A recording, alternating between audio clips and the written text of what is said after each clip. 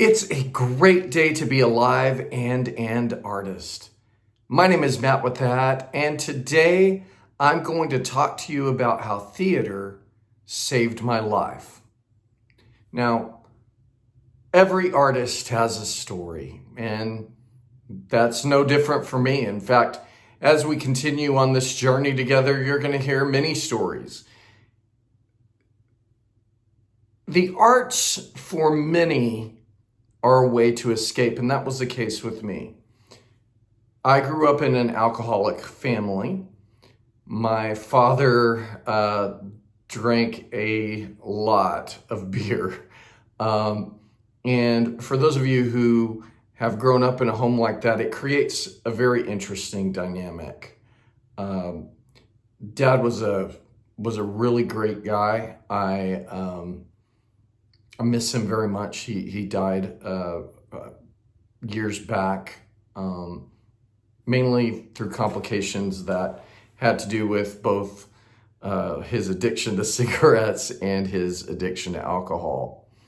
Growing up, he would drink, I don't know, I remember there were always like 24 packs of beer, and 12 packs of beer, and they would be gone by the next day. It was a lot of alcohol.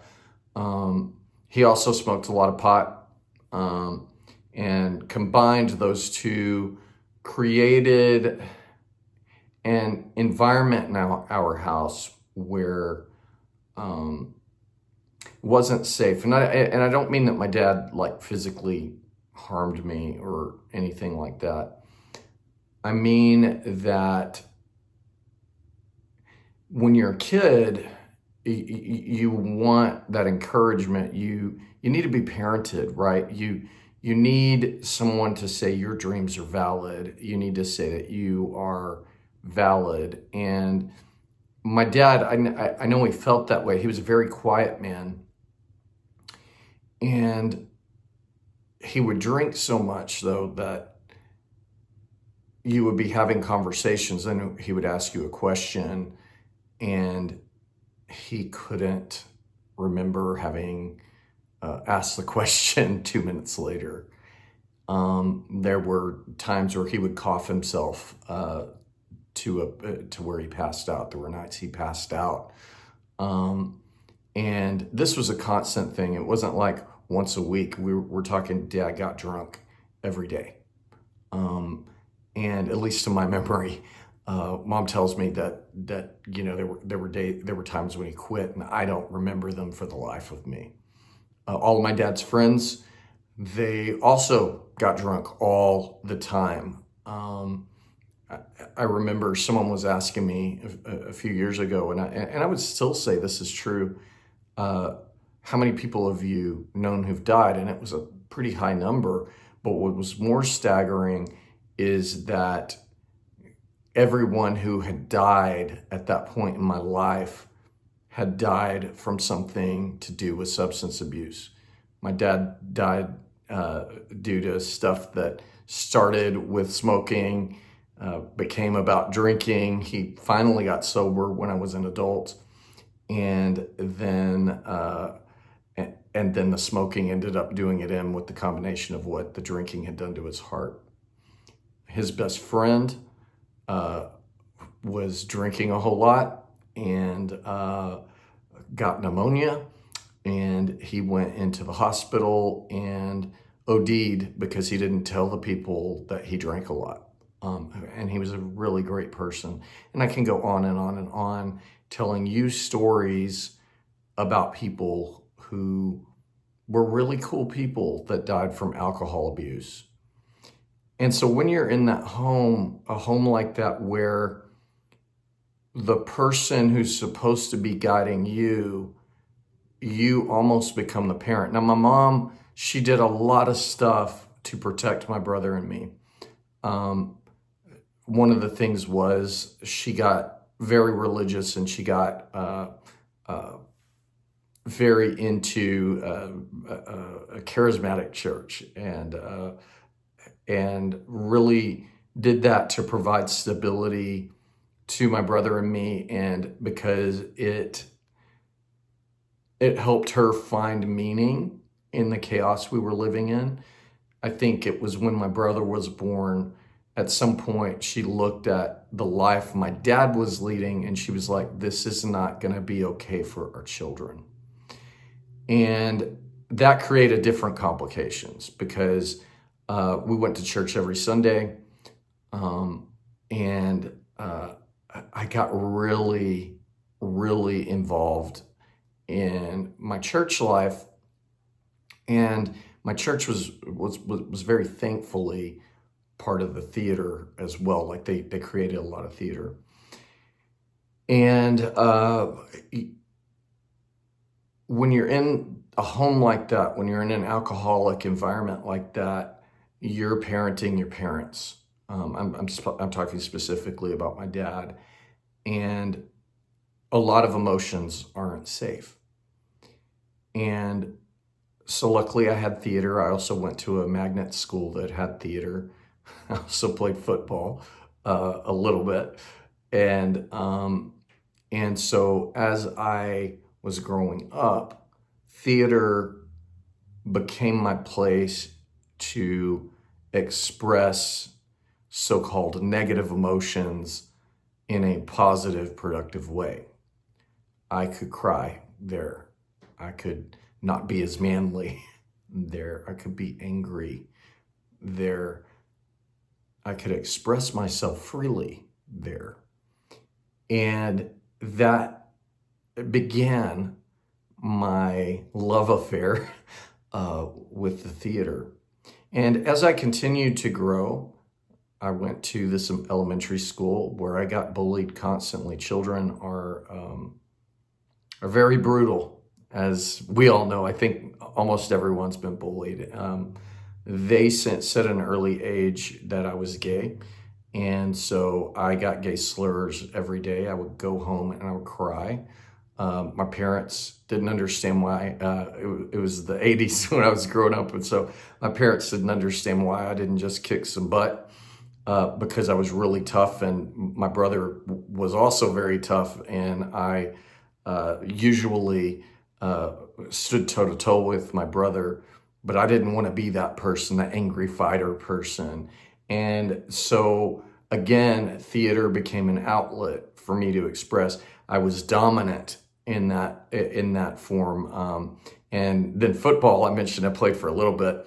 That was a place for me to let out my anger, and I let it out hard because I was like a linebacker, and I was very strong at that age.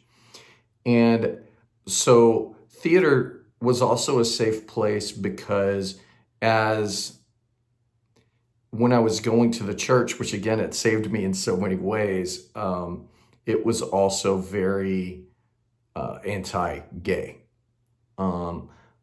It was, the thing about that particular church growing up is it was really, really good in so many respects, but it was also a place that they said a lot of things about how the family was devolving because of gay people. They said a lot of these things. And when you're gay and you also believe in God with all your heart as a child, and then you start going through puberty and things start changing and different things like that, you start to feel apart. And theater was a place where I was able to be me.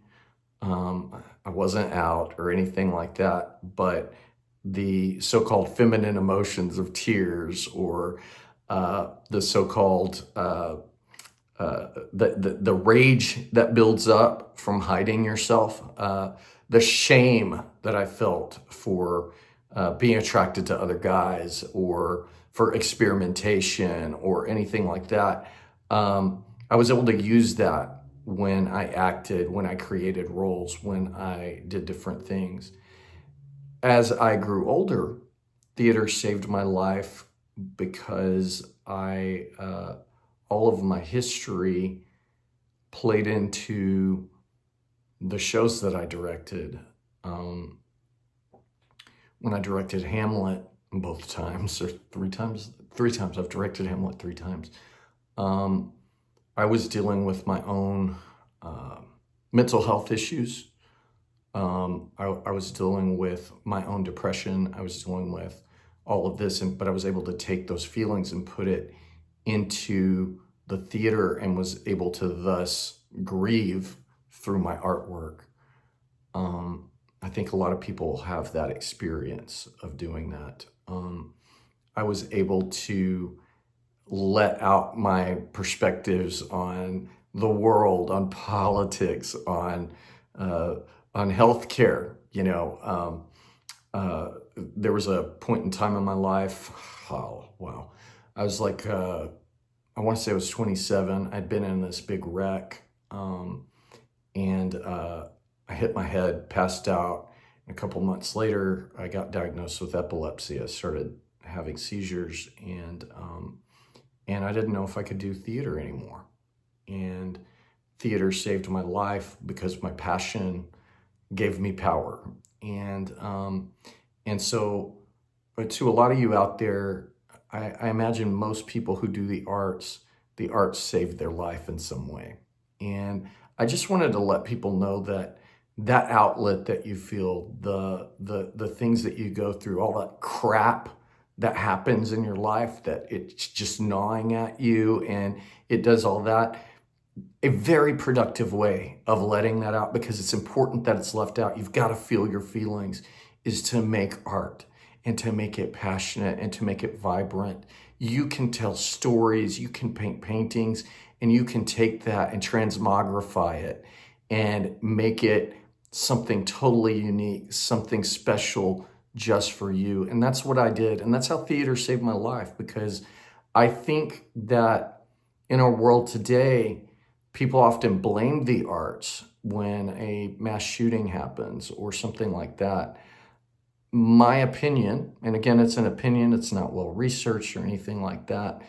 My opinion is that the arts, expressed healthily, give the audience from that art the permission to feel those things so that they can be safe in society. And so to me, if we want to reduce some of the violence that's going on, we need more art, and we need tons of art, and we need your art. And so if you're scared, use that fear. If you're angry, use that fear. If you've had a traumatic childhood, use it and make beautiful, amazing art. Thank you so much for watching. I love you. I hope this helped someone. It was certainly a vulnerable video for me.